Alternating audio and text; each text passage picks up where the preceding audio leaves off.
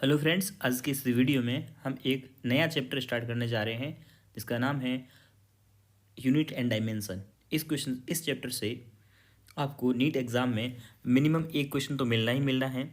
और इस साल 2021 को देखा जाए तो यहाँ से 3 MCQs आए हैं और इनडायरेक्टली 3 MCQ थे, ठीक है।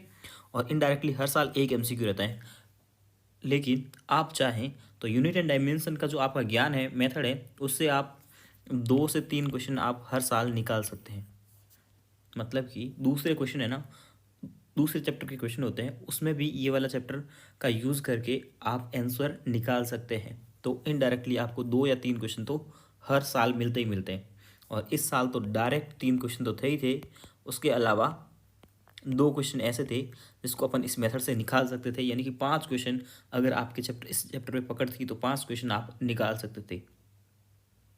तो इसमें आएगा यूनिट एंड डायमेंशन और कुछ इंस्ट्रूमेंट आएंगे, स्क्रू गेज, वर्नियर कैलिपर्स वगैरह। उसके अलावा एरर आएगी और सिग्निफिकेंट फिगर वगैरह आएंगे। सबसे पहले अपन लोग, आपको पता है कि फिजिकल क्वांटिटी क्या होती है। कोई भी चीज़, कोई भी ऐसी क्वांटिटी जिसको अपन लोग है ना फिजिक्स के लॉ को, जैसे कि कोई भी लॉ देख लीजिए आप, उसको अगर डिस्क्राइब करने के लिए किसी क्वांटिटी की रिक्वायरमेंट पड़ती है तो उसको अपन लोग फिजिकल क्वांटिटी करते हैं। जैसे फोर्स एक फिजिकल क्वांटिटी है, वेलोसिटी है। मतलब कोई फॉर्मूला या कोई लॉ उसको डिस्क्राइब करना है तो जो क्वांटिटी अपने को रिक्वायरमेंट पड़ रही है, जिसकी जो इसका अपन लोग यूज़ ले रहे हैं, तो उसको अपन बोलते हैं फिजिकल क्वांटिटी। और वो 2 टाइप की हो सकती है, स्केलर या वेक्टर। एक और भी होती है टेंसर, लेकिन उसको अपना इतना टेंसर का टेंशन लेना नहीं है, ओके। इस डायग्राम को मैंने इसीलिए यहाँ पे इंट्रोड्यूस किया है, डाला है, क्योंकि आप किसी और, ये आपका यूनिट एंड डायमेंशन चैप्टर है, ठीक है। और ये कोई दूसरे चैप्टर का क्वेश्चन है नीट में, ठीक है। तो अगर ये आपका स्ट्रॉन्ग है ये वाला चैप्टर, तो आप दूसरे क्वेश्चन को भी ऐसे झपटा मार करके पकड़ सकते हो। अगर मान लो एक क्वेश्चन आया है तो 2-3 और भी ला सकते हो, इधर उधर से पेपर में अरेंज करके फिजिक्स के 2 से 3 क्वेश्चन आप सॉल्व कर सकते हो, ओके। इसीलिए, और इस टेलीग्राम चैनल पे आपको इस जितने भी मैं पढ़ा रहा हूँ हैंड आउट्स, इसका PDF आपको मिल जाएगा, ओके। चलिए मैं पेन कर देता हूँ चेंज और अपन आते हैं पढ़ने के लिए। चलिए, अपन ने बोला फिजिकल क्वांटिटी क्या है। कोई भी ऐसी क्वांटिटी जो फिजिक्स के लॉ को डिस्क्राइब करने में काम आती है उसको फिजिकल क्वांटिटी बोलते हैं। स्केलर और वेक्टर होती है। आपको सबको पता है, स्केलर में सिर्फ और सिर्फ मैग्नीट्यूड होता है और वेक्टर में मैग्नीट्यूड होगा, डायरेक्शन होगी, और ये एक इंपॉर्टेंट चीज़ होती है, वेक्टर लॉ को फॉलो करेगी। अगर वेक्टर लॉ को फॉलो नहीं करती है तो वो वेक्टर नहीं है। खाली मैग्नीट्यूड और डायरेक्शन होना वेक्टर नहीं है, क्योंकि आप देखते हैं करंट इलेक्ट्रिसिटी में करंट की एक फिक्स डायरेक्शन होती है, उसके पास मैग्नीट्यूड होता है, फिर भी वो वेक्टर नहीं होती है। रीजन है क्योंकि वो वेक्टर लॉ को फॉलो नहीं करती है, ओके। तो ये हो गया, ठीक है। और स्केलर में जिसके पास सिर्फ मैग्नीट्यूड हो, मास, डिस्टेंस, डेंसिटी, वॉल्यूम, टाइम, ये सारी की सारी स्केलर क्वांटिटी है। जबकि फोर्स, वेलोसिटी, ये सब वेक्टर हैं। हालांकि ये वेक्टर एक अलग से चैप्टर होता है, वहाँ अपन अलग से डिस्कस करते हैं इसको, ठीक है। अभी हम सिर्फ यूनिट एंड डायमेंशन की बात करते हैं। तो फिजिकल क्वांटिटी जो होती है, ठीक है, जो फिजिकल क्वांटिटी होती है उस वो है ना, अगर किसी पे डिपेंडेंट नहीं है, ठीक है, तो उसे बोलते हैं फंडामेंटल। और फंडामेंटल फिजिकल क्वांटिटी होती है 7, ठीक है। और बाकी जितनी भी 7 के अलावा जितनी भी यूनिट होगी, फिजिकल क्वांटिटी होगी, वो सब की सब डेराइव्ड होगी, वो किसी न किसी पे डिपेंड करेगी। तो अपन सबसे पहले 7 जो फंडामेंटल फिजिकल क्वांटिटी है उनकी बात करते हैं। एक तो होता है मास, ठीक है। मास फिजिकल क्वांटिटी है, लेंथ फिजिकल क्वांटिटी है, टाइम है, टेम्परेचर है, करंट है, ल्यूमिनस इंटेंसिटी है, अमाउंट ऑफ सब्सटेंस है। ये है 7, हो गए 7। मास का होता है किलोग्राम, लेंथ का होता है मीटर, टाइम का होता है सेकेंड, टेम्परेचर का होता है केल्विन, करंट का होता है एम्पियर, और ल्यूमिनस इंटेंसिटी का होता है कैंडेला, और अमाउंट ऑफ सब्सटेंस का होता है मोल। अब इसका यूनिट का, इसको शॉर्ट में अगर लिखा जाए इसका, तो इसका सिंबल होगा KG, metre, second, kelvin, ampere, candela, mole, ये सब। आपने देखा होगा कि क्या हो रहा था कि केजी का के छोटा है, मीटर का एम छोटा है, सेकेंड का एस छोटा है, लेकिन ये के बड़ा है, ये ए बड़ा है। वैसे ही अगर आप बात करते हैं ना, ये ऐसा एक रूल होता है, एनसीईआरटी में दिया है। एनसीईआरटी बोलती है कि अगर कोई यूनिट किसी साइंटिस्ट के नाम से स्टार्ट होती है, ठीक है, तो उसका जो सिंबल होगा उसको बड़ा लिखा जाएगा। ये के जो लिखा है ना बड़ा, इसका मतलब है केल्विन एक साइंटिस्ट थे, और एस छोटा लिखा गया है, इसका मतलब सेकंड कोई साइंटिस्ट नहीं था, ना कोई मीटर कोई साइंटिस्ट था, ना ही कोई किलोग्राम साइंटिस्ट था, ठीक है। एम्पियर एक साइंटिस्ट था, तो यूनिट को बड़ा लिखा जाएगा, यानी कि कोई यूनिट अगर साइंटिस्ट के नेम पे है तो उसको बड़ा लिखा जाएगा। जैसे कि आपको पता है फोर्स का यूनिट होता है न्यूटन, तो न्यूटन को कैपिटल एन को बड़ा लिख सकता है। एक फोर्स का और यूनिट होता है डाइन, तो डी को छोटा लिखते हैं, ठीक है। तो अगर साइंटिस्ट का नेम है तो उसका सिंबल को लिखा जाएगा बड़ा, और अगर नहीं है तो उसको लिखा जाएगा छोटा। एक तरीका हो गया, ठीक है। कैंडेला कोई साइंटिस्ट नहीं है, मोल कोई साइंटिस्ट नहीं है, तो ये छोटे छोटे हो गए। आई बात समझ में? ये बात आपको समझ में आ गई होगी। उसके बाद में 7 होते हैं फंडामेंटल क्वांटिटी, फिजिकल क्वांटिटी। उसके अलावा 2 और फिजिकल क्वांटिटी होती हैं, वो होती हैं सप्लीमेंट्री।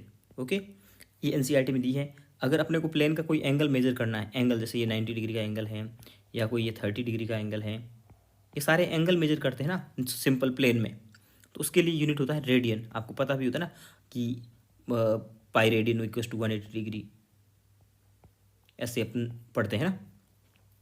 और एक होता है सॉलिड एंगल, सॉलिड एंगल को मेजर किया जाता है स्टेरेडियन में। तो ये सप्लीमेंट्री, ठीक है, या फिर हिंदी में इनको बोलते हैं पूरक मात्रक। ओके, और ये हो गए मुख्य मात्रक। ओके, फिर आती है डेराइव क्वांटिटी। इन 7 के अलावा जो भी होगी, 7 और ये 2 जो होती है सप्लीमेंट्री, इन 9 के अलावा जो भी होगा उसको डेराइव बोलेंगे, ठीक है। और इससे पहले अलग अलग टाइम पे अलग अलग सिस्टम चलते थे यूनिट के, लेकिन अभी अभी तो यही चलता है 7 सिस्टम वाला, 7 फंडामेंटल वाला, और इस सिस्टम को बोलते हैं एसआई सिस्टम। कौन सा? SI system. ओके, लेकिन पहले कौन सा चलता था आपके पास में? पहले चलता था, एक तो चलता था, उसमें क्या होता था कि डिस्टेंस, मास और टाइम, इन तीनों का यूनिट ही लेते थे पहले, तीनों को ही फंडामेंटल मानते थे, ठीक है, ठीक है। तो एफ का मतलब होता है फुट। फुट मतलब किसमें मेजरमेंट, आपको पता है मकान वगैरह की प्लॉट वगैरह का साइज फुट में मापते हैं, तो ये हो गया डिस्टेंस का। पाउंड होता है, ठीक है, पाउंड होता है अपना वेट का यूनिट या मास का, और टाइम का यूनिट होता है सेकेंड। सीजीएस में सेंटीमीटर, ग्राम, सेकेंड, एमकेएस में मीटर, किलोग्राम, सेकेंड। इनके फर्स्ट यूनिट से ही नाम पड़ता थे, एमकेएस, सीजीएस, एफपीएस। ओके, ये सारे यूनिट्स वगैरह हो गए। उसके बाद डेराइव्ड यूनिट की बात करें तो जैसे स्पीड आ गया, स्पीड को अगर आप लिखेंगे तो क्या लिखेंगे? Distance upon time. तो डिस्टेंस का तो आपके पास पता था मीटर यूनिट था, जो कि 7 में इन 7 सिस्टम में आता है। टाइम का सेकंड आता है, लेकिन मीटर पर सेकंड, अब स्पीड का यूनिट क्या बन गया? मीटर पर सेकंड, जो कि किसी में आता ही नहीं है। तो इन 7 की सहायता से अपने एक नया यूनिट बना दिया, मीटर पर सेकंड, जो इस टेबल में नहीं था, तो इसको बोलेंगे डेराइव्ड यूनिट। डेंसिटी क्या होती है? Mass upon volume. मास का क्या हो जाएगा? किलोग्राम, और वॉल्यूम का क्या हो जाएगा? मीटर क्यूब, ठीक है। तो ये अब किलोग्राम पर मीटर क्यूब, ये एक डेराइव्ड यूनिट हो गई। ओके, और सप्लीमेंट्री देख लिया आपने, रेडियन और स्टेरेडियन। ओके, अब अपन आते हैं डायमेंशन पे। डायमेंशन का मतलब होता है फिजिकल क्वांटिटी पर जो पावर लगती है। अभी जैसे अपन ये मास का डायमेंशनल फॉर्मूला दिया हुआ है, तो इसकी पावर को अपन बोलेंगे डायमेंशन, ठीक है। इसकी मास की डायमेंशन कितनी है? 1। लेंथ की डायमेंशन कितनी है? 0। टाइम की डायमेंशन कितनी है? 0। तो ये तो है डायमेंशन, और इस पूरे को बोलेंगे डायमेंशनल फॉर्मूला, जिसके अंदर में स्क्वायर ब्रैकेट होता है। स्क्वायर ब्रैकेट लगाना जरूरी है। ओके, तो अपने पास जो 7 फंडामेंटल यूनिट थी उनकी डायमेंशन, मास की m लेते हैं, लेंथ की l लेते हैं, और टाइम की t लेते हैं, टेम्परेचर की केल्विन k लेते हैं, करंट की a लेते हैं, और ल्यूमिनस इंटेंसिटी कभी काम आनी नहीं है, कैंडेला, और मोल के लिए मोल लिखते हैं। ओके, अब अपन बात करते हैं जितने भी यूनिट एंड डायमेंशन में डायमेंशनल फॉर्मूला आएगा, उसमें मैं कुछ डायमेंशनल फॉर्मूला आपको रटने के लिए बोलूँगा, ताकि उसकी सहायता से आप सारे के सारे डायमेंशनल फॉर्मूले निकाल सकते हैं। पहला होता है वेलोसिटी का, वो होता है LT-1। दूसरा होता है एक्सेलरेशन का। तीसरा होता है फोर्स का। अगला होता है एनर्जी या फिर वर्क का। एनर्जी वर्क का, ठीक, एनर्जी या वर्क की दोनों का सेम ही होता है। ओके, उसके बाद में अगला आता है पोटेंशियल का, और एक आता है मैग्नेटिक फील्ड बी का। ये इतने फॉर्मूले इनके आपको रटे हुए होने चाहिए। इनकी सहायता से आप किसी भी फिजिकल क्वांटिटी का डायमेंशनल फॉर्मूला निकाल सकते हैं। ओके, अब हम कुछ यूनिट्स का, कुछ चीज़ों का डायमेंशनल फॉर्मूला निकालेंगे और उनकी यूनिट भी साथ में देखेंगे। सबसे पहले अपन आते हैं स्पीड या वेलोसिटी पे। स्पीड या वेलोसिटी का डायमेंशनल फॉर्मूला और यूनिट एक जैसी होती है, क्योंकि स्पीड तो है स्केलर और ये है वेक्टर। तो स्पीड जो होती हैं, स्पीड या वेलोसिटी, स्पीड अपन किसी एक की बात कर देते हैं, जैसे स्पीड की बात कर रहा हूँ मैं, तो स्पीड जो होगी वो होती है डिस्टेंस अपॉन टाइम। अब डिस्टेंस का यूनिट क्या होता है, डायमेंशनल फॉर्मूला एल, टाइम का क्या होता है टी, और ये क्या हो जाएगा, अब ऊपर L1 नीचे T1, तो नीचे की चीज़ कोई भी जब ऊपर जाएगी तो पावर, उसमें पावर का साइन बदल जाता है, नीचे नेगेटिव होगा तो ऊपर पॉजिटिव हो जाएगा, और नीचे पॉजिटिव है तो ऊपर नेगेटिव हो जाएगा। तो ये वेलोसिटी का या स्पीड का डायमेंशनल फॉर्मूला हो गया क्या, m0 L1 T-1, और ये आपको पता है, आपको ये वाला एक जो वही है जो रटना था। ओके, चलिए एक्सेलरेशन, ये भी रटने वाला ही था। एक्सेलरेशन होता क्या है, एक्सेलरेशन होता है वेलोसिटी अपॉन टाइम, या change in velocity upon change in time. तो वेलोसिटी का अभी अपन जस्ट निकाले हैं LT-1, या फिर रटा हुआ भी होता है अपॉन टाइम का t। अब ये ऊपर जाएगा टाइम, तो क्या हो जाएगा LT-2, एक पहले से था, एक और चला जाएगा तो नेगेटिव का 2, और ये भी आपको रटा हुआ होना चाहिए, ताकि आगे के जो फॉर्मूले, डायमेंशनल फॉर्मूले निकालेंगे बड़ी आसानी से निकल जाएंगे। अगला आता है फोर्स। वैसे फोर्स को F से रिप्रेजेंट करते हैं, F बराबर होता है m इंटू ए, मास इंटू एक्सेलरेशन। मास का तो m ही होता है, और एक्सेलरेशन का जस्ट अभी अपन ने निकाला है LT-2। तो फोर्स का डायमेंशनल फॉर्मूला क्या हो गया, m LT-2। ये भी आपको रटा हुआ होना चाहिए, मतलब 4 या 5 फॉर्मूले जो थे वो आपको रटने थे, तो 3 तो आ ही गए हैं। चलिए अगला चौथा भी आ गया, वर्क। वर्क या फिर एनर्जी, वर्क या एनर्जी एक ही चीज़ होती है। तो एनर्जी के लिए आपको पता है, मैं एनर्जी का लेता हूँ ½ mv²। अब हाफ तो है एक नंबर जिसका कोई डायमेंशनल फॉर्मूला होता नहीं है। मास का आपने देख लिया m होता है, और v वेलोसिटी का था LT-1, जस्ट अभी अपन निकाले थे, और स्क्वायर कर देंगे तो m L2 T-2, और ये भी आपको रटना था। आप सोचो कि सबके सब रटने को क्यों बोल रहे हैं, लेकिन मैंने आपको बता दिया शुरुआत के कुछ 4 या 5 क्वांटिटी थी। कितनी थी, 1 2 3 4 5 6 थी, जिसमें से 4 आ चुकी है। ओके, तो ये आपको इतनी चीज़ें रटनी थी। चलिए अगला आता है potential, kinetic energy, potential energy, heat या एनी फॉर्म ऑफ एनर्जी। ये एम्स, हीट के नाम पे एम्स में क्वेश्चन आ चुका है कि हीट का डायमेंशनल फॉर्मूला बताओ। हीट को लिखते हैं Q से, तो इसका डायमेंशनल फॉर्मूला अभी अपन ने रट लिया है m L2 T-2। ठीक है, कोई दिक्कत है नहीं। ओके, एनर्जी किसी भी फॉर्म की हो, हमेशा फॉर्मूला यही रहेगा m L2 T-2। भले कैपेसिटेंस की एनर्जी हो, भले मैग्नेटिक फील्ड में एनर्जी हो, L की एनर्जी हो, किसी टाइप की पोटेंशियल एनर्जी, कोई एनर्जी हो, m L2 T-2। ओके, अगला आता है पावर। वैसे पावर आपको पता ही है, पावर होता है work done upon time. Work done या एनर्जी का अपन ने रट रखा है m L2 T-2 अपॉन ये t। सॉल्व करोगे m L2 T-3, क्योंकि ये प्लस है नीचे, ऊपर जाते ही माइनस हो जाएगा। आसानी से निकाल दिया, वर्क डन का याद था तो। प्रेशर, प्रेशर का क्या होगा, प्रेशर क्या होता है, प्रेशर होता है फोर्स अपॉन एरिया। तो फोर्स का अपन रट रखे हैं m L T-2 upon area का। एरिया क्या होता है, जैसे कोई भी एरिया, सबसे सिंपलेस्ट देख लो, जो रेक्टेंगल होता है उसका लंबाई इंटू चौड़ाई, तो लंबाई का भी L और चौड़ाई का भी L, क्योंकि लंबाई और चौड़ाई दोनों ही तो डिस्टेंस है, लेंथ है, दोनों दोनों का L हो जाएगा। तो एरिया का क्या हो जाएगा L²। एक L से एक L कट जाएगा, नीचे एक L बचेगा जो ऊपर जाके प्लस हो जाएगा, तो m L-1 T-2। ये आ गया डायमेंशनल फॉर्मूला, आसान। ओके, उसके बाद में नेक्स्ट अपने पास में है वेवलेंथ, सॉरी फ्रीक्वेंसी। फ्रीक्वेंसी होती क्या है, फ्रीक्वेंसी एक तरह से, फ्रीक्वेंसी इक्वल टू होता है 1 अपॉन टाइम पीरियड। और टाइम पीरियड का तो यूनिट वही होता है, टी ही होता है। टाइम पीरियड मतलब कोई भी वो टाइम या फिर मतलब टाइम, सिंपल। तो एफ इक्वस टू एफ का क्या हो जाएगा 1/T1, तो ऊपर जाती हो जाएगा T-1। तो सिंपल फ्रिक्वेंसी कोई सी भी फ्रिक्वेंसी आ जाए, ठीक है ना, कहीं पे भी फ्रिक्वेंसी आ जाए हमेशा T-1 ही रहेगा। अगला है वेवलेंथ। वेवलेंथ को लिखता है लैम्डा से, ठीक है। और ये होती है एक तरह से ऐसे वेव बनती है ना, ऐसे वेव बनती है। तो इनके दो, ये जो टॉप वाले पॉइंट है या फिर दो लो वाले पॉइंट, इन दोनों के बीच की जो डिस्टेंस होती है, एक वेव की, वेवलेंथ का मतलब होता है वेव की लंबाई। तो जब ये लंबाई ही है तो इसका क्या हो जाएगा एल, सिंपल डायमेंशनल फॉर्मूला हो जाएगा एल।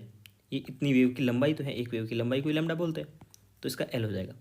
अब एक चीज़ और बता देता हूँ मैं आपको, इस जो अपन डायमेंशनल फॉर्मूले निकाले हैं इनसे आप इनकी यूनिट भी निकाल सकते हैं। कैसे? ये हो जाएगा, देखिए m⁻0, एल मतलब लंबाई, मीटर, इस टी को लिख दीजिए सेकेंड, तो मीटर पर सेकेंड। ये हो जाएगा मीटर सेकेंड की पावर -2, और ये हो जाएगा क्या kg इंटू मीटर, और ये हो जाएगा पर सेकेंड स्क्वायर। अब इसके लिए माइनस है ना, इसके लिए पर लगा सकते हैं या पावर ऊपर -2 लगा सकते हैं, ठीक है। और अब अगला आते हैं अपन लोग इसमें जो वर्क वाला है, ठीक है। अब फोर्स की एक और, इसको ही kg into metre upon second square को न्यूटन लिखते हैं, ठीक है। और वर्क डन, वर्क डन के लिए क्या होगा किलोग्राम इंटू मीटर स्क्वायर और अपॉन सेकेंड स्क्वायर, इसको लिखते हैं अपन लोग जूल। हालांकि वर्क के और बहुत सारे यूनिट होते हैं, लेकिन यही है जो जूल है। मैंने एन को बड़ा लिखा है, जे को भी बड़ा लिखा है, क्यों? क्योंकि दोनों साइंटिस्ट के नाम है। ये देखिए, ये तो इसका तो हो ही चुका है, एनर्जी का यूनिट जूल, अभी देख ही चुके वर्क या एनर्जी का। पावर का देखेंगे तो पावर का होता है kg metre square second cube, okay, पर का है ना, या ऐसे भी लिख सकते हैं kg मीटर स्क्वायर सेकेंड की पावर -3, दोनों सही है, ओके। और इसको अपन लिखते हैं वॉट। इतने, जैसे अपने घर में मशीन वगैरह होती है, बल्ब होता है कितने वॉट का है, तो वो उसके पावर का यूनिट दिखाता है, और उसको ये है pressure, kilogram upon metre into second square, ठीक है। और प्रेशर के तो बहुत सारे यूनिट आएंगे जब आप केमिस्ट्री या फिर फ्लूइड वगैरह पढ़ेंगे तब, ठीक है। और इसका यूनिट जो होता है वो होता है पास्कल, ओके, इसी को पास्कल बोलते हैं। चलिए अगला फ्रीक्वेंसी। फ्रीक्वेंसी का यूनिट जो होता है वो क्या हो जाएगा सेकेंड इनवर्स, या इसी सेकेंड इनवर्स को बोलते हैं हर्ट्ज। और हर्ट्ज साइंटिस्ट का नाम है, इसलिए एच बड़ा आ गया। ये वेवलेंथ एल आया, एल का मतलब मीटर, ओके। चलिए अब फिर से आगे बढ़ते हैं। अगला है एम्पलीट्यूड। एम्पलीट्यूड क्या होता है, ये अगर वेव है तो इसका ये जो पीक का जो डिस्टेंस है, ये जो लंबाई है, इसी को एम्पलीट्यूड बोलते हैं। तो एम्पलीट्यूड भी एक तरह की डिस्टेंस हो गई, तो डिस्टेंस का डायमेंशनल फॉर्मूला क्या होना है, वही होना है एल। डिस्टेंस क्या होती है एल, तो एम्पलीट्यूड का भी डायमेंशनल फॉर्मूला एल होगा। और यूनिट क्या हो जाएगी इसकी, यूनिट हो जाएगी इसकी metre, okay. Energy density, energy density का मतलब होता है इस एनर्जी अपॉन वॉल्यूम, ओके। तो एनर्जी का फॉर्मूला अपन रट के आए हैं क्या, mL2T-2। और वॉल्यूम का क्या होता है, वॉल्यूम होता है मीटर क्यूब, है ना। तो एल क्यूब हो जाएगा भाई, लंबाई इंटू चौड़ाई इंटू ऊंचाई, और तीनों के तीनों क्या होती है लेंथ है। तो ये क्या आ जाएगा mL-1T-2। यूनिट निकालेंगे तो m को kg लिख देंगे upon metre into second square, okay, क्योंकि नीचे ले आए वापस, तो ये हो गया, ओके। फिर अपन आते हैं एंगल पे। एंगल क्या होता है, एंगल को लिखते हैं अपन लोग arc upon radius, arc upon radius, ये होता है ना एंगल, ये अपन पढ़ते हैं आर्क अपॉन रेडियस। तो आर्क क्या है, एक तरह से लेंथ है, रेडियस भी क्या है लेंथ है, तो ऊपर भी लेंथ नीचे भी लेंथ, तो एंगल कैसा हो गया डायमेंशनल लेस। इसका मतलब यूनिट लेस भी होगा नहीं, एंगल का यूनिट होता है, क्या होता है यूनिट, यूनिट इसका होता है रेडियन, होता है रेडियन, पढ़ते हैं अपन एंगल को रेडियन में, ठीक है। एंगुलर वेलोसिटी होती है ओमेगा, ठीक है। और ओमेगा के अपन एक फॉर्मूला निकालते हैं जिससे अपन डायमेंशनल फॉर्मूला दे सके। ओमेगा होता है थीटा अपॉन टाइम, ओके। जैसे वेलोसिटी होता था ना एस डिस्प्लेसमेंट अपॉन टाइम, वैसे ही होता है एंगुलर डिस्प्लेसमेंट अपॉन टाइम। तो इस एंगुलर डिस्प्लेसमेंट तो जीरो था, कुछ भी नहीं था, और टाइम का क्या हो जाएगा टी, तो इसका भी डायमेंशनल फॉर्मूला हो जाएगा टी की पावर -1। तो ये तो वही फॉर्मूला हो गया जो फ्रीक्वेंसी का होता है। और वैसे एक फॉर्मूला होता है ओमेगा इक्वस टू 2π f। तो f 2π तो एक नंबर है जिसका डायमेंशनल फॉर्मूला हो नहीं सकता, और f का तो वही है फ्रीक्वेंसी का, जस्ट अपन निकाले थे ऊपर t-1। तो इससे भी निकाल सकते हैं, इससे भी निकाल सकते हैं, ठीक है, ओके। अगला आता है एंगुलर एक्सेलरेशन, इसको लिखते हैं अल्फा से। और अल्फा जो होता है वो होता है आपका ओमेगा अपॉन टाइम। जैसे normal acceleration velocity upon time, तो ये एंगुलर एक्सेलरेशन है तो एंगुलर वेलोसिटी अपॉन टाइम। तो इसका निकाल चुके आप क्या T inverse, okay, upon T. तो ये हो जाएगा टी की पावर -2, ओके। अगला है टेंजेंशियल एक्सेलरेशन। तो ये टेंजेंशियल एक्सेलरेशन जो होता है ना उसको AC से लिखते हैं, नहीं AT से लिखते हैं, और सर्कुलर मोशन में आता है, और ये नॉर्मल एक्सेलरेशन है। और जब नॉर्मल एक्सेलरेशन है तो अपन मैंने इसको रटने को लिए बोला है LT-2, ओके, एक्सेलरेशन का। तो चलिए अगला आता है टॉर्क। टॉर्क बहुत इंपॉर्टेंट भी होता है, और टॉर्क का फॉर्मूला होता है tau equals to R cross F। बहुत ही कॉमन फॉर्मूला है, ठीक है। तो R मतलब डिस्टेंस, और F फोर्स का अपने को रटा हुआ होता है MLT-2। तो ये हो जाएगा ML2T-2। अगर आपने एनर्जी का फॉर्मूला याद करके रखा है, रटा हुआ है, तो आपको लगेगा कि टॉर्क का वही होता है, टॉर्क का डायमेंशनल फॉर्मूला और जो एनर्जी का होता है या वर्क का होता है सेम होता है। यहाँ पर एक लाइन लिख दीजिए, मैं इसको हटा करके एक लाइन ही लिख देता हूँ, ठीक है। एनर्जी, वर्क एंड टॉर्क का डायमेंशन फॉर्मूला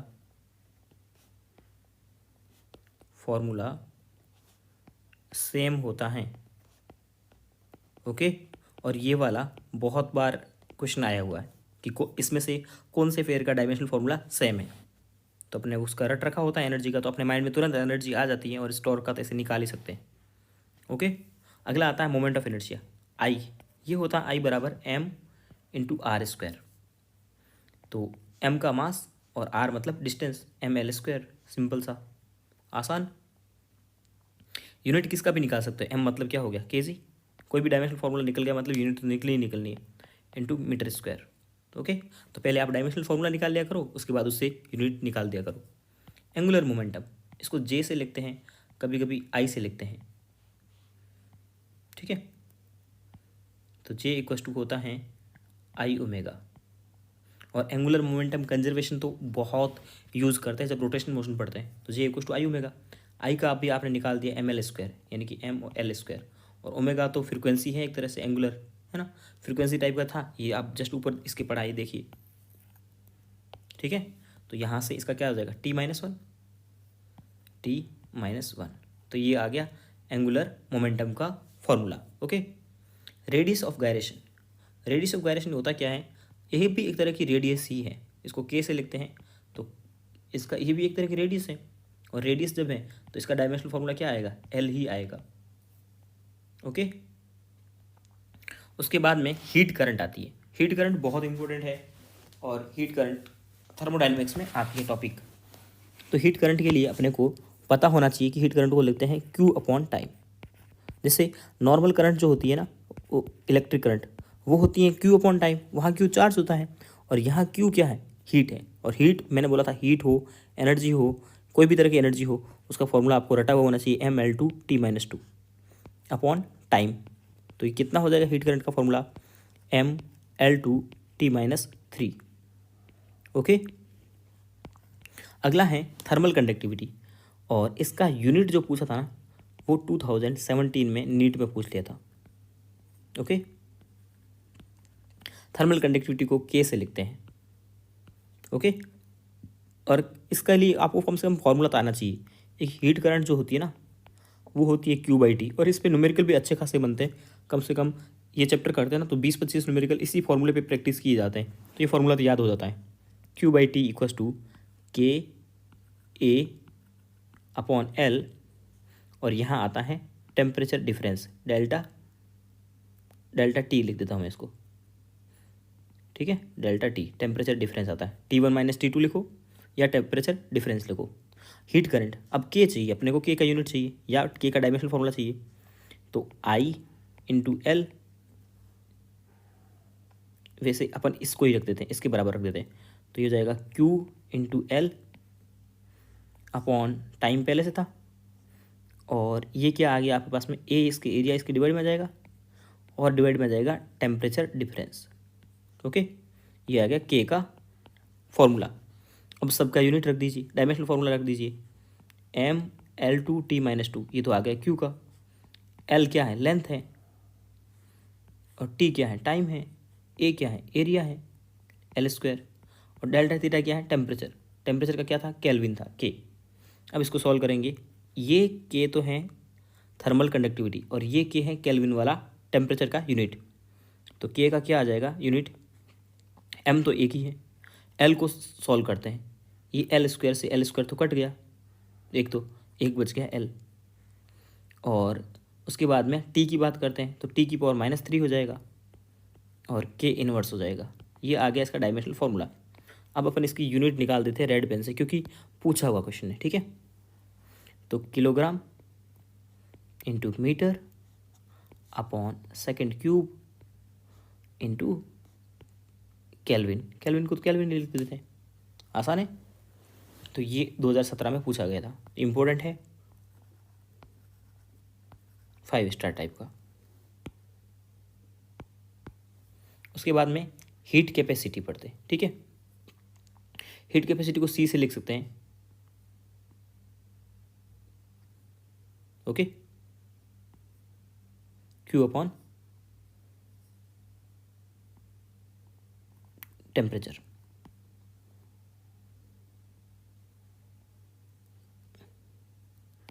या फिर हीट कैपेसिटी, और हीट कैपेसिटी की बात आते हैं specific heat capacity. Heat capacity का तो पूछने का चांस बहुत रेयर है, नहीं पूछते हैं, लेकिन स्पेसिफिक हीट कैपेसिटी ज़रूर पूछते हैं। वो होती है, इसके लिए आपको थर्मोडायनेमिक का फॉर्मूला याद होना चाहिए। एक एनर्जी होती है Q = ms delta theta, okay. अब heat capacity, specific heat capacity को बोलते हैं S, ठीक है।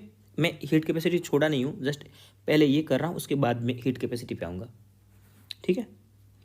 हीट कैपेसिटी भी बाद में आऊँगा, ठीक है। तो पहले एस का निकालते हैं, तो एस क्या हो जाएगा, क्यू अपॉन, ये क्यू क्या है, हीट है एक तरह से। एम मास पे अगर अपन लोग टेम्परेचर बढ़ा दें तो उसकी हीट कैसे बदलती है, उसके अकॉर्डिंग इस पर भी न्यूमेरिकल खूब बनते हैं। तो ये आ जाएगा एम इंटू डेल्टा थीटा। तो ये आ जाएगा, क्यू तो एनर्जी है, ML/T - 2, एम मास है, और ये क्या है, केल्विन, टेम्परेचर केल्विन। तो ये ऑल ओवर क्या, एम तो कट गया, तो एम तो 0 हो गया, L² T - 2, और ये हो गया के। ये हो गया स्पेसिफिक हीट कैपेसिटी का। यूनिट पूछेगा तो किलोग्राम तो होगा नहीं, मीटर स्क्वायर, और ये हो जाएगा सेकेंड की पावर -2, और ये हो जाएगा केल्विन, ओके। ये इसका यूनिट हो जाएगा, यूनिट नहीं पूछेगा, इसका डायमेंशनल फॉर्मूला ही पूछेगा। अब ये जो फॉर्मूला था ना आपके पास में, Q = ms डेल्टा थीटा, ठीक है। इसमें से ms, पूरे ms को हीट कैपेसिटी बोलते हैं, और s को बोलते हैं स्पेसिफिक हीट कैपेसिटी, ओके। तो ms आपका क्या होगा, हीट कैपेसिटी होगा। ms = क्या हो जाएगा, Q upon delta theta. Q क्या था आपका, एनर्जी था, क्या होगा, ML/T - 2, और ये क्या हो जाएगा, केल्विन। तो फॉर्मूला क्या आ जाएगा, ML/T - 2, और ये केल्विन इनवर्स। ये इसका डायमेंशनल फॉर्मूला आ गया, लेकिन ये इतना इंपॉर्टेंट नहीं है, ये इंपॉर्टेंट है स्पेसिफिक हीट कैपेसिटी। एस को स्पेसिफिक हीट कैपेसिटी बोलते हैं, और एम एस को स्पेस ओनली हीट कैपेसिटी बोलते हैं। चलिए आगे बढ़ते हैं। स्ट्रेस आता है। स्ट्रेस क्या होता है? स्ट्रेस होता है अपने स्ट्रेस जो होता है एस इक्वस टू, ये एक तरह से फोर्स अपॉन एरिया होता है। तो फोर्स अपॉन एरिया का पहले पेपर निकाल चुके हैं, प्रेशर के बराबर होता है M L T minus two upon area का एल स्क्वायर, तो हो जाएगा M L minus one T minus two. ठीक है, और ये 2018 में पूछा हुआ है डायरेक्ट, 2019 या 2020, कोई एक ईयर में पूछा है। अब ये अपन क्वेश्चन करेंगे तब अपने को पता लग जाएगा कब पूछा था। स्ट्रेन, स्ट्रेन का मतलब होता है, ये होता है, जैसे स्ट्रेन की बात करें तो ये हो सकता है लंबाई में चेंज अपॉन लंबाई, एरिया में चेंज अपॉन एरिया, वॉल्यूम में चेंज अपॉन वॉल्यूम। तो ऊपर भी लंबाई नीचे भी लंबाई, ऊपर भी एरिया नीचे भी एरिया, तो आपस में कट जाएगा। तो क्या होगा, ये हो जाएगा डायमेंशन लेस, डायमेंशन लेस, या फिर ये यूनिट लेस भी है, यूनिट लेस। ठीक है, अगला है मॉडुलस ऑफ इलास्टिसिटी। अब मैं बता दूं आपको, मॉडुलस ऑफ इलास्टिसिटी जो होता है ना, ये हुक का एक रूल होता है, हुक्स रूल। वो क्या बोलता है, जो स्ट्रेस होता है ना is directly proportional to strain, और जब ये कांस्टेंट हटता है प्रोपोर्शनल वाला, तो stress equals to E into strain. तो ई जो आता है ना अपने पास में मॉडुलस का, मॉडुलस ऑफ इलास्टिसिटी, और ये अलग अलग टाइप का होता है, वाई बीटा ईटा, लेकिन सारे के सारे यही होंगे, स्ट्रेस अपॉन स्ट्रेन। आप डायरेक्ट याद रख सकते हो फॉर्मूला, और फॉर्मूले आएंगे फिजिक्स में, याद तो करने ही पड़ेंगे। स्ट्रेस अपॉन स्ट्रेन, तो स्ट्रेन तक का कुछ होता नहीं है, तो स्ट्रेस का वही होगा जो इलास्टिसिटी मॉडुलस का था। क्या निकाला आपने अभी, तो कोई भी मॉडुलस आ जाए, वाई आए, कुछ भी आ जाए, वही होगा जो स्ट्रेस का होगा। अभी निकाला था M L minus one T minus two, तो आपको समझ में आ गया होगा। तो यहाँ पे एक लाइन और लिख सकते हैं, प्रेशर, स्ट्रेस और मॉडुलस ऑफ इलास्टिसिटी का डायमेंशनल फॉर्मूला सेम होता है, आप ले लेना। ठीक है, अगला आता है मोमेंटम। मोमेंटम तो सिंपल होता है, P equal to M V, vector quantity होती है ये। ठीक है, एम मतलब मास, और वेलोसिटी का अपन रट के रखते हैं एल टी माइनस वन, तो क्या हो गया M L T minus one. आसान। चलिए यूनिट पूछेगा तो क्या लिखोगे, एम मतलब केजी, एल मतलब मीटर पर सेकेंड। आसान है यूनिट निकालना। ओके, अगला आता है, अब अपन 12th वाले पोर्शन में आते हैं, चार्ज। चार्ज का भी अपने को रटना होता है, मैंने वहाँ शायद नहीं लिखा था, लेकिन मैं अभी वहाँ आ जाता हूँ, आपको चार्ज का भी रटना है। कहाँ लिखाया था मैंने, यहाँ। चलिए एक चार्ज का भी रटना है।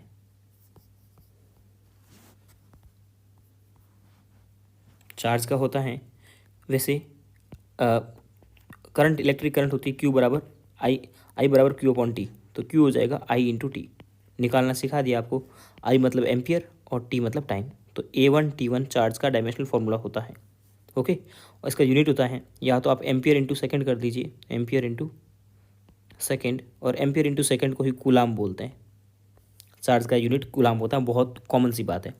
इलेक्ट्रिक फील्ड, इलेक्ट्रिक फील्ड होता है, एक फॉर्मूला था एफ बराबर क्यू इंटू ई। ठीक है, तो ई बराबर क्या आ जाएगा, एफ अपॉन क्यू। ठीक है, एफ का फॉर्मूला अपने को रटा होता है M L T minus two, और चार्ज का अपन अभी देख लिया A1 T1, तो फॉर्मूला क्या हो जाएगा, M L T minus three A minus one. Okay, पहले इलेक्ट्रिक फ्लक्स पे थे, electric flux E dot A होता है, ई का डायमेंशनल फॉर्मूला अपन निकाल चुके हैं जस्ट अभी, इस तरह से निकाल सकते हैं अपन। ठीक है, तो M L T minus three A minus one. Okay, यहाँ इस ए को और इस ए को कन्फ्यूज मत कर जाना, क्योंकि ये एरिया है।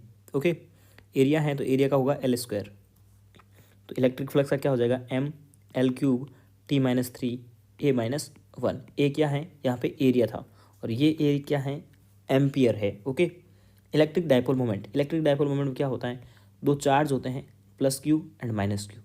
Okay, plus Q and minus Q होता है, उनके बीच की फिक्स छोटी सी डिस्टेंस होती है, और इस किसी एक चार्ज के मैग्नीट्यूड और उनके बीच की डिस्टेंस के मल्टीप्लाई को इलेक्ट्रिक डायपोल पी कहते हैं, क्यू इंटू डी। तो क्यू का अपन रटे हुए हैं A1 T1, और डी डिस्टेंस है तो इसका हो जाएगा ए एल, तो ये इसका यूनिट हो गया। Okay, sorry dimensional formula.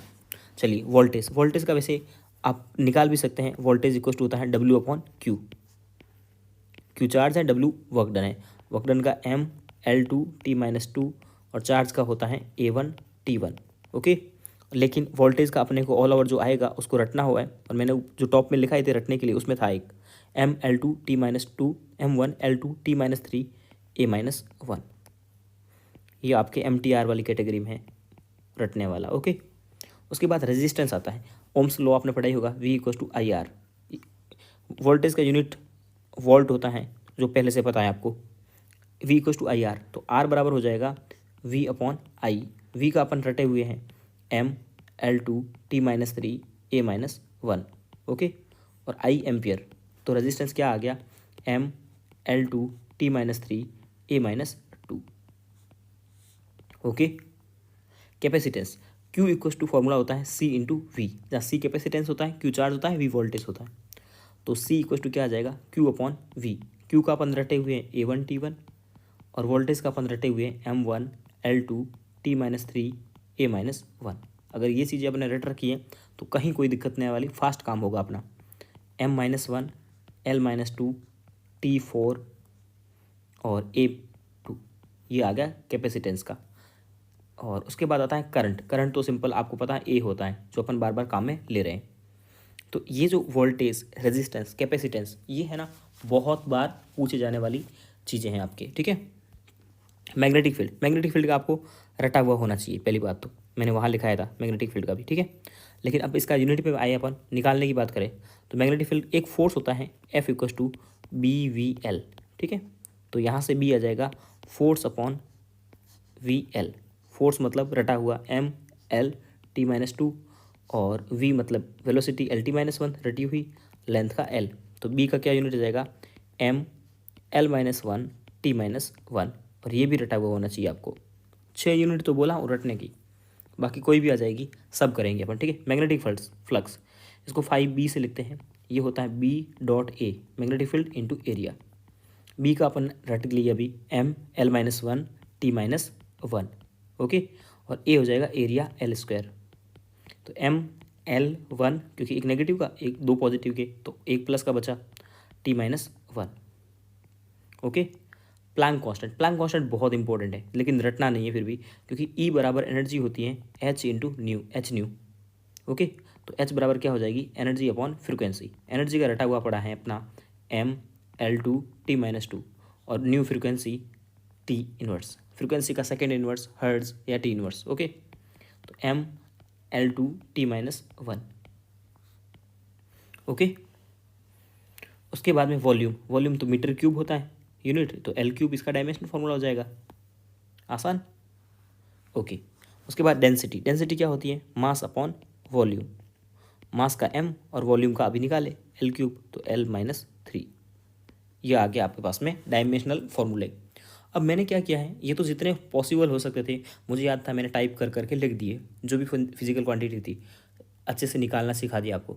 उसके अलावा कुछ रह गए हो तो मैंने फिजिक्स की बुक्स के पीछे NCERT में जो पीछे ऐसे बॉक्स बना के दिया हुआ होता है उनको यहाँ मैं लेके आ गया, वहीं से कॉपी करके, ताकि अपन बता सके।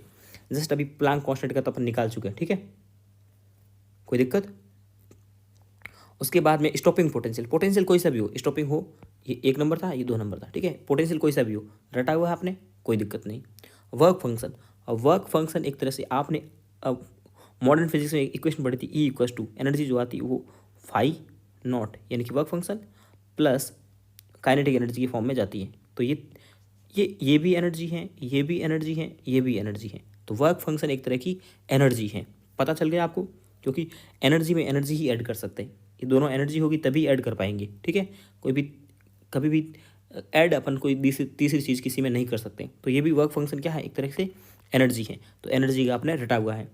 थ्रेशोल्ड फ्रीक्वेंसी, फ्रीक्वेंसी भले कोई सी हो ना, जस्ट आसान। दे ब्रोगली वेवलेंथ, वेवलेंथ भले कोई सी भी हो। तो ये वाला फोटो इलेक्ट्रिक इफेक्ट वाला जो चैप्टर था उसके सारे के सारे अपने कवर हो चुके हैं, ओके। उसके बाद अपन आते हैं, ये किस में है, ये आगे अपन लोग AC वाले चैप्टर में। RMS वोल्टेज, वोल्टेज कोई सा भी हो ना, रटा हुआ formula M1L2 T-3 A-1, okay. Current, current कोई सी भी हो, यही ए आएगा। अब देखिए रिएक्टेंस, रिएक्टेंस मतलब रेजिस्टेंस होता है एक तरह से, एक्सएल, एक्सी, जेड या फिर आर, कोई भी दे दो, फॉर्मूला सबका सेम। और रेजिस्टेंस का अपन निकाल चुके हैं, कैसे, V equal to I R से, वोल्टेज का रटा हुआ था और उसने आई से डिवाइड करके निकाल दिया था। अगला आता है रेजोनेंट फ्रीक्वेंसी, फ्रीक्वेंसी कोई सी भी हो, T inverse. Quality factor Q, अब देखिए क्वालिटी फैक्टर का अपन अभी नहीं निकाले थे, तो इसका यहाँ निकालते हैं, ठीक है। क्वालिटी फैक्टर होता है Q, क्या होता है, ये होता है resonating frequency upon band width, F2 minus F1, band width, ऊपर भी फ्रिक्वेंसी नीचे भी फ्रिक्वेंसी, तो Q क्या हो जाएगा, डायमेंशनल लेस, ये लिखा हुआ डायमेंशनल लेस, और साथ ही साथ में यूनिट लेस भी, okay. Power factor, power factor भी, पावर फैक्टर पावर नहीं है, पावर फैक्टर भी इसी तरह होती है, क्वालिटी फैक्टर की तरह ही होती है, ओके। तो ये भी डायमेंशनल लेस, तो ये एसी वाला चैप्टर भी आपका कवर हुआ उसके एनसीईआरटी के पीछे के, ओके। चलिए करंट इलेक्ट्रिसिटी वाला चैप्टर आता है। इलेक्ट्रिक करंट बता चुका, इसका सिंपल ए होता है। चार्ज का मैं रटा चुका, A1 T1 होता है। वोल्टेज या इलेक्ट्रिक पोटेंशियल डिफरेंस, ठीक है, इसका भी मैं रटा चुका। इलेक्ट्रोमोटिव फोर्स, इलेक्ट्रोमोटिव फोर्स मतलब EMF, इलेक्ट्रोमोटिव फोर्स। अब देखो इलेक्ट्रोमोटिव फोर्स क्या होता है, एक कोई सेल होता है ना, उसका जो खुद का पोटेंशियल होता है, ठीक है, खुद का जो पोटेंशियल होता है उसको ई से लिखते हैं अपन सेल का, और ये एक तरह से सेल का क्या होगा, पोटेंशियल होगा, ठीक है। तो इलेक्ट्रोमोटिव फोर्स या फिर इलेक्ट्रिक ये एक तरह से क्या हुआ, पोटेंशियल ही हुआ। तो पोटेंशियल का अपने रट रखा है M1 L2 T-3 A-1। तो इलेक्ट्रोमोटिव फोर्स, नाम से फोर्स लग रहा है लेकिन होता क्या है, EMF होता है, सेल का EMF, ठीक है। इतने वोल्ट उतने वोल्ट अपन करंट इलेक्ट्रिसिटी में पढ़ते हैं। रेजिस्टेंस का भी निकाल चुके हैं, अभी अपन निकालेंगे रेजिस्टिविटी का, ओके। रेजिस्टिविटी अपन ने निकाली नहीं अभी, तो चलिए रेजिस्टिविटी यहाँ निकाल देते हैं।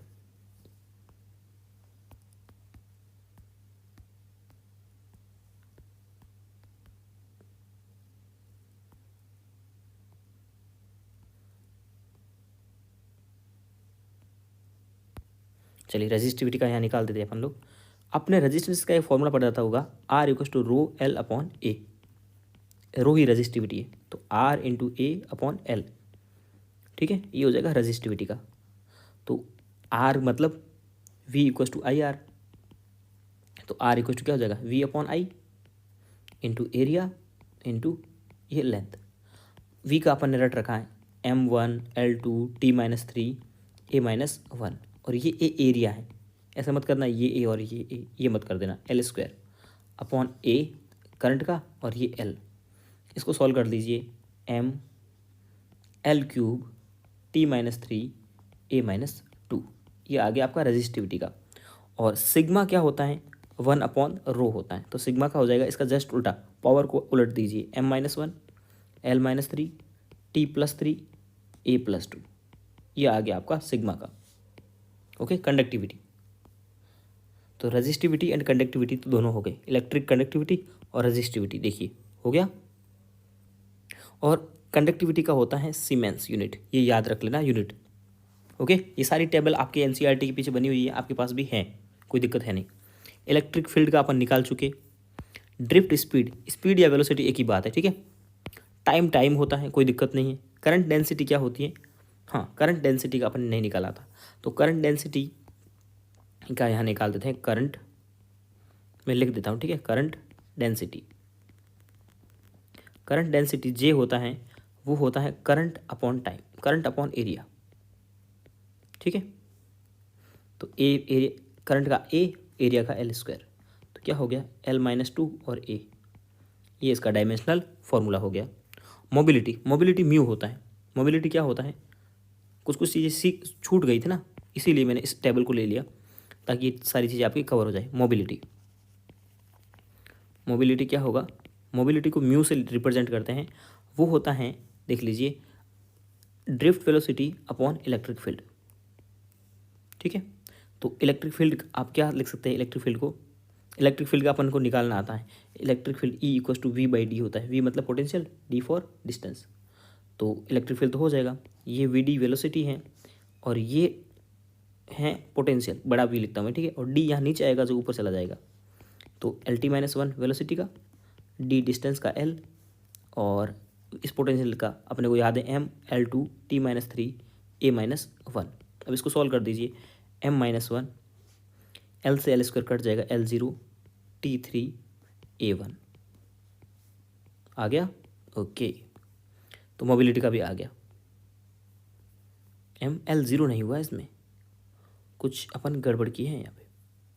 ओके, तो इसका एक बार आप निकाल करके देख लीजिएगा। मोबिलिटी का फॉर्मूला यही रहेगा, वेलोसिटी ऊपर रहेगा। अब एक्सेलरेशन, इलेक्ट्रिक फील्ड का अपन निकाल के लाए थे ना, इलेक्ट्रिक फील्ड का ये रहा, ML-T-3A-1, ML- क्या निकाल के लाए थे, इलेक्ट्रिक फील्ड का ML-T-3A-1, ML-T-3A-1,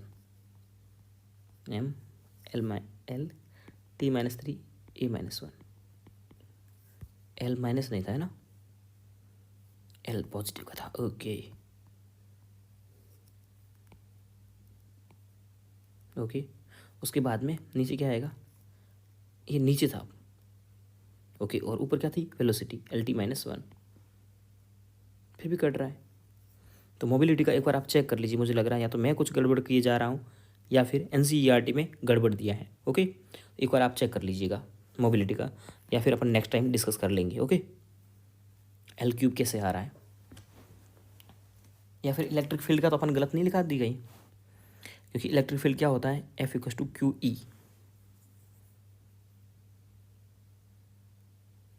F/Q। ये तो सही किए हैं अपन। और एक इलेक्ट्रिक फील्ड E होता है V/d भी लिख सकते हैं। तो क्या हो जाएगा, M1L2T-3A-1 अपॉन L। तो सही हो रहा है ये तो, A-1। तो मोबिलिटी का कहीं ना कहीं NCERT गलत दे रही है। ठीक है, एक बार अपन लास्ट टाइम मोबिलिटी का और निकाल देते हैं, बाकी टाइम वेस्ट नहीं करेंगे।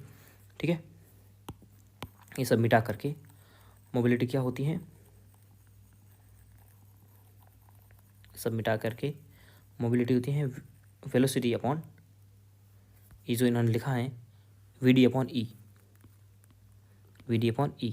V होती है ड्रिफ्ट वेलोसिटी, तो LT-1 अपॉन ML-T-3A-1। अब L तो कट जाना चाहिए, इन्होंने कटाया क्यों नहीं है। अब ये यहाँ पे 0 है या 3 है, कुछ क्लियर नहीं दिख रहा है। ओके, तो चेक कर लीजिएगा, मेरे अकॉर्डिंग तो यही आने वाला है। ओके, चलिए आगे बढ़ते हैं। अगला चैप्टर कौन सा है, ये फिर से मॉडर्न फिजिक्स का आ गया है, एटम वाला चैप्टर। एटॉमिक मास है तो मास का तो M ही आना है, कोई दिक्कत नहीं है। अगला है DK, लैम्डा। इसका यूनिट होता है DK कांस्टेंट, तो ये लैम्डा टाइम इनवर्स आता है इसका। ठीक है, उसके बाद हाफ लाइफ। हाफ लाइफ क्या है, टाइम में मेजर करेंगे, सेकंड में, और इसको DK कांस्टेंट को T इनवर्स में मेजर करते हैं। ठीक है, वैसे हाफ लाइफ आपको होता है, पता है, हाफ लाइफ जो होती है ना, T हाफ, वो होती है 0.693 अपॉन लैम्डा। तो ये टाइम, तो ये तो टाइम है, तो लैम्डा क्या हो जाएगा, 0.693 अपॉन टाइम। तो लैम्डा का यूनिट क्या हो जाएगा, टाइम इनवर्स होगा, आसान। मीन लाइफ, ये भी तो एक टाइम है। ठीक है, एक्टिविटी या एक्टिव सैंपल, ये लैम्डा A होता है लैम्डा इंटू, अब R होता है, इससे लिखते हैं। ठीक है, एक्टिविटी क्या होती है,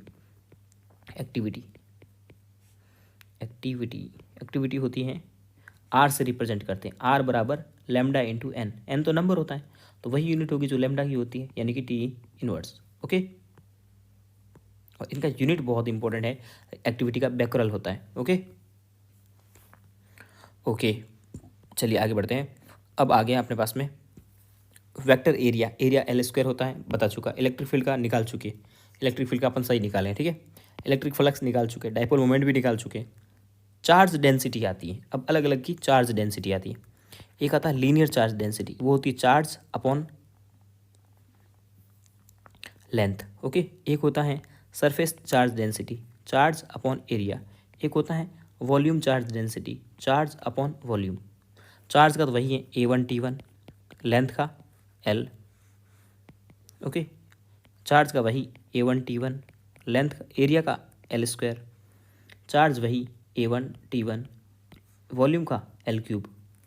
अब ये हो जाएगा L-1 A1T1, और ये हो जाएगा L-2 A1T1, L-3 A1T1। आसान। ये करंट ये इलेक्ट्रोस्टैट का भी चैप्टर कंप्लीट। चलिए, पोटेंशियल का रट चुके हैं, कैपेसिटेंस का निकाल दिया, पोलराइजेशन का निकाल दिया। डाई इलेक्ट्रिक कॉन्स्टेंट जो होता है वो होता है डायमेंशनल लेस। ओके, एक है ना इलेक्ट्रोस्टैटिक्स में एप्सिलॉन नॉट आता है, उसका डायमेंशनल फार्मूला निकालना बहुत इंपॉर्टेंट है। अभी अपन आगे निकाल देंगे, कोई दिक्कत नहीं है। ओके, या यहाँ जगह बहुत पड़ी है, निकाल देते हैं। वैसे एफ बराबर होता है 1/4 pi epsilon naught Q1 Q2 upon R square. तो एप्सिलॉन नॉट को इधर भेज दीजिए, एफ को इधर भेज दीजिए। एप्सिलॉन नॉट इक्वल टू क्या हो जाएगा 1/4 पाई एफ। अब वैसे 4 पाई का कोई यूनिट होता नहीं है, ठीक है। Q1 Q2 upon R square. Okay, तो इसका देख लीजिए, इसका यूनिट भी निकालेंगे और डायमेंशनल फार्मूला भी निकालेंगे, क्योंकि ये जेई में आ चुका है। ओके, तो अब यहाँ एफ फोर्स का क्या हो जाएगा ML T-2 रटा हुआ होना चाहिए।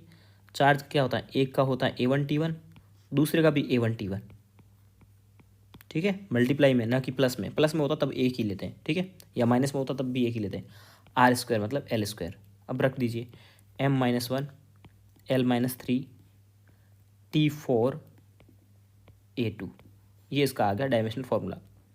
और यूनिट क्या आएगा kg inverse metre cube second की पावर 4, और ये एम्पियर स्क्वायर। ये यूनिट भी पूछी हुई है, डायमेंशनल फार्मूला भी पूछा हुआ है। ओके, बहुत इंपॉर्टेंट है। और एप्सिलॉन होता है वही एप्सिलॉन का होता है, ठीक है। लेकिन एप्सिलॉन आर जो होता है ना, वो क्या होता है एप्सिलॉन अपॉन एप्सिलॉन नॉट होता है। तो हम इन दोनों का जब सेम है तो सेम सेम का क्या आ जाएगा, एप्सिलॉन आर का क्या आ जाएगा डायमेंशनल लेस। ओके, और यूनिट लेस, कोई दिक्कत नहीं है। चलिए आगे, अगला आता है म्यू नॉट, ठीक है। वैसे बी का अपन रट चुके हैं, क्या था ML-1 T-1 मैग्नेटिक फील्ड का। और magnetic field current carrying wire की वजह से होता है म्यू नॉट I/2R। फॉर्मूला याद है सर्कुलर कॉइल का, कोई दिक्कत नहीं है ना। तो अब म्यू नॉट का चाहिए तो सिंपल है BR/I। टू का कोई होता नहीं है, ठीक है, टू का कोई होता नहीं है, तो म्यू नॉट ये आ जाएगा। बी का क्या है रटा हुआ ML-1 T-1, आर लेंथ है L, ये क्या हो गई एम्पियर। तो इसका क्या आ जाएगा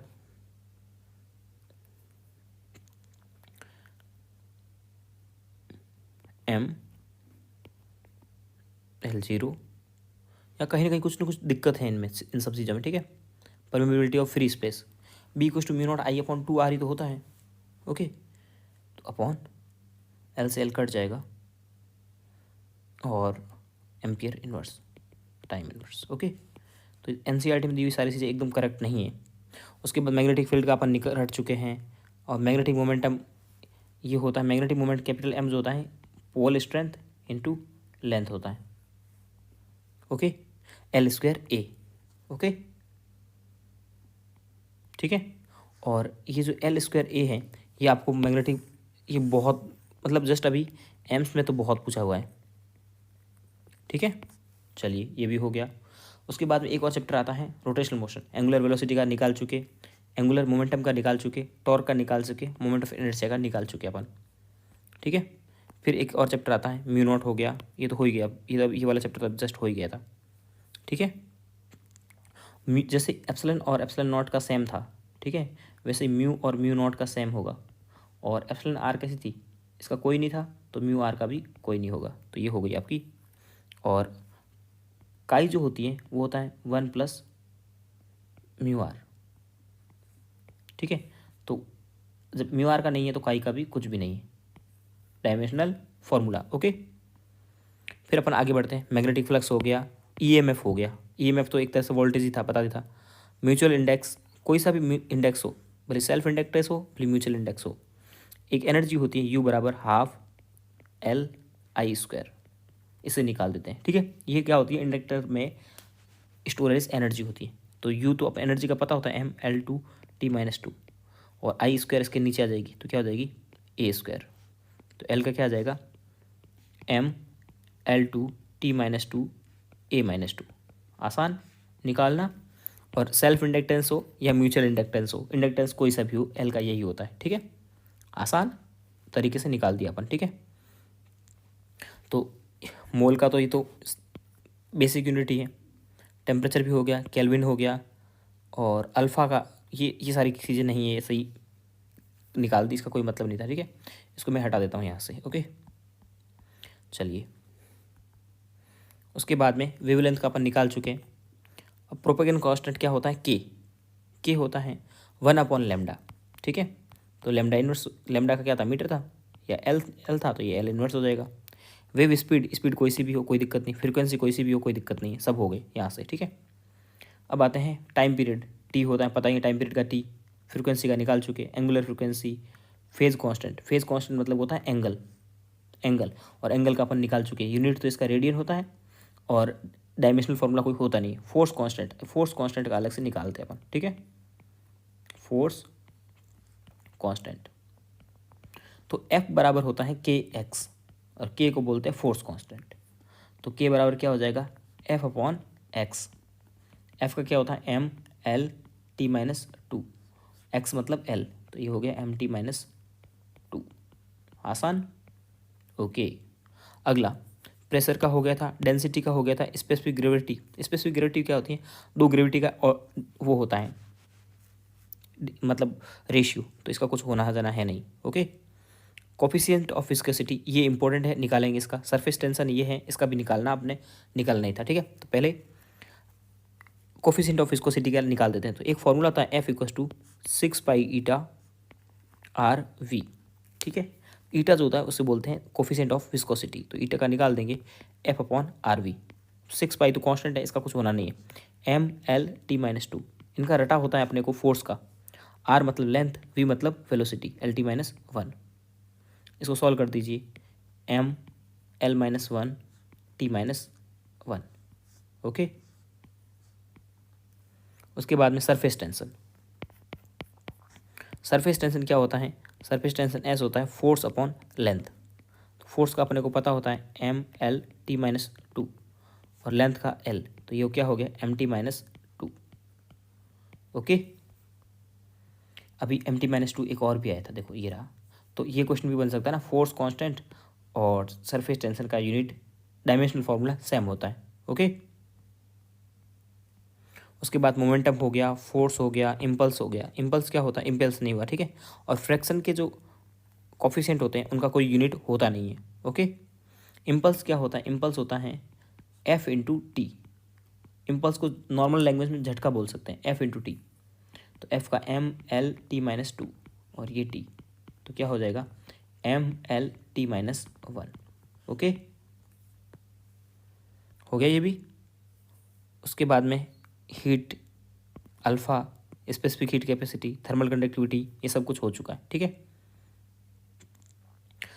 पाथ की लंबाई, डिस्प्लेसमेंट, वेलोसिटी, स्पीड, एक्सेलरेशन, ये सब हो चुका। वर्क हो चुका, एनर्जी कोई सी भी हो, सब कुछ हो चुका है, ठीक है। स्प्रिंग कांस्टेंट भी हो चुका, अभी पावर भी हो चुका है। उसके बाद में ग्रेविटेशनल कांस्टेंट बहुत इंपॉर्टेंट, ठीक है। पोटेंशियल एनर्जी, कोई सी एनर्जी हो, सब ठीक है। और ग्रेविटेशनल पोटेंशियल और ग्रेविटेशनल इंटेंसिटी एक्सेलरेशन को ही बोलते हैं। तो ये हो गया, ये हो गया। अब अपन आते हैं ग्रेविटेशनल कांस्टेंट, जो भी बहुत इंपॉर्टेंट है। आपको ग्रेविटेशनल फोर्स पता होगा, F बराबर G(m)(m1)(m2)/r²। तो G बराबर क्या हो जाएगा, F(r²)/m²। अब अगर दोनों को अगर मास को सेम ले ले तो m²। F मतलब mL/t-2, और L² अपॉन मास का स्क्वायर, तो m-1 L³ t-2। ये आपका डायमेंशनल फार्मूला आ गया, और बहुत इंपॉर्टेंट है जी वाला, तो ओके। उसके बाद में कुछ कांस्टेंट है जिनकी वैल्यू आपको रटनी होती है। Velocity of light, electric charge, gravitational constant, Planck constant, Boltzmann constant, Avogadro number, universal gas constant, electron का मास, न्यूट्रॉन का मास, प्रोटॉन का mass, E/m, Faraday, Rydberg constant, Bohr's radius, Stefan constant, Wien's constant, epsilon naught और 1/4 epsilon naught और mu naught, okay. कोशिश करना इनको रटने की। तो आज तो अपन यहीं कुछ और डायमेंशनल फार्मूले आ गए। एरिया तो L² होता है, देख लिया। वॉल्यूम L³ था। ट्रिग्नोमेट्रिक रेशियो मतलब sine theta, cos theta, tan theta. तो इनका कोई सा भी हो, क्या फ़र्क पड़ता है, ये क्या होता है, लंब अपॉन कर्ण, इस टाइप का होता है ना। तो ये भी एक तरह के लेंथ के रेशियो हैं। तो ट्रिग्नोमेट्रिक सारे रेशियोज होते हैं ना, वो लेंथ के रेशियो होते हैं। तो ये यूनिट लेस और डायमेंशनल लेस होते हैं। इफ़िशियंसी, इफ़िशियंसी किसी के ईटा से लिखते हैं, ये आउटपुट अपॉन इनपुट होता है। जैसे पावर का हो गया तो output power upon input power, ठीक है। तो ये भी है ना यूनिट लेस और डायमेंशनल लेस होता है। चलिए मैं टाइम देख लेता हूँ कितना हो गया है, काफ़ी ज़्यादा टाइम हो चुका है, इसलिए अभी यहाँ ख़त्म करते हैं। कल अपन इस पर क्वेश्चन करेंगे और ओके, यहीं से शुरू करेंगे अपन और आगे इसको बढ़ाएंगे।